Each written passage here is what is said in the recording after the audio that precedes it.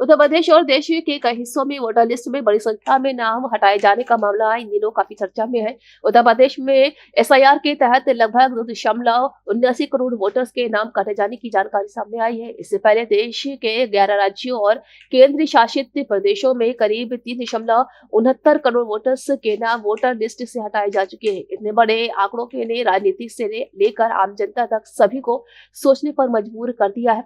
चुनाव आयोग का कहना है कि वोटर लिस्ट का समय समय पर रिवीजन करना एक समान प्रक्रिया है। इसका मकसद फर्जी, डुप्लीकेट या गलत नामों को हटाकर वोटर लिस्ट को साफ और सही बनाना होता है। आयोग के अनुसार उत्तर प्रदेश में 31 दिसंबर को फाइनल वोटर लिस्ट जारी की जाएगी और उससे पहले सुधार का मौका दिया जाएगा। लेकिन शुरुआती आंकड़ों के सामने आने के बाद सवाल उठने लगे हैं कि क्या प्रक्रिया सही तरीके से की जा रही है। राजनीतिक दलों के बीच इस मुद्दे को लेकर घमासान तेज हो गया। विपक्ष का आरोप है कि इतने बड़े पैमाने पर वोटर्स के नाम हटाना लोकतंत्र के लिए खतरे की घंटी है। उनका कहना है कि गरीब, ग्रामीण और कम पढ़े लिखे लोग सबसे ज्यादा प्रभावित हो सकते हैं, क्योंकि उन्होंने ना तो सही जानकारी मिली है और न ही समय पर आपत्ति दर्ज कराने का मौका। इस मामले में तब और बहस तेज हो गई जब पुराने राजनीतिक बयानों और मौजूदा आंकड़ों को जानबूझकर जोड़कर देखा जाने लगा।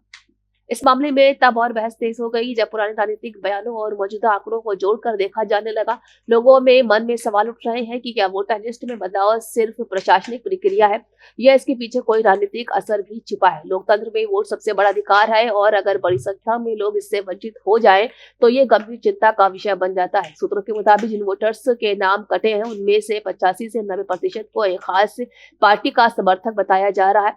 आमतौर पर ही माना जाता है कि सत्ता पक्ष को इससे फायदा होता है, लेकिन अगर उसी के समर्थकों के नाम काटे जाएंगे तो सवाल उठता है कि आखिर गड़बड़ी कहाँ है। ग्रामीण इलाकों और छोटे शहरों से कई ऐसे मामले सामने आए हैं जहां लोगों को ये तक पता नहीं है कि उनका नाम वोटर लिस्ट से हट चुका है। कई लोगों ने कहा है कि उन्हें कोई नोटिस नहीं मिला और न ही किसी ने बताया कि दस्तावेज दोबारा जमा करने हैं। ऐसे में चुनाव के समय जब वो वोट डालने पहुंचते हैं तब उन्हें सच्चाई का पता चलता है। आने वाले चुनावों पर सीधा इसका असर भी पड़ सकता है, खासकर उत्तर प्रदेश जैसे बड़े राज्य में। अगर लाखों लोग वोट देने से वंचित रह जाते हैं तो चुनाव परिणाम भी प्रभावित हो सकता है। इसी वजह से ये मुद्दा सिर्फ राजनीति तक सीमित नहीं बल्कि हर आम नागरिक से जुड़ा हुआ है।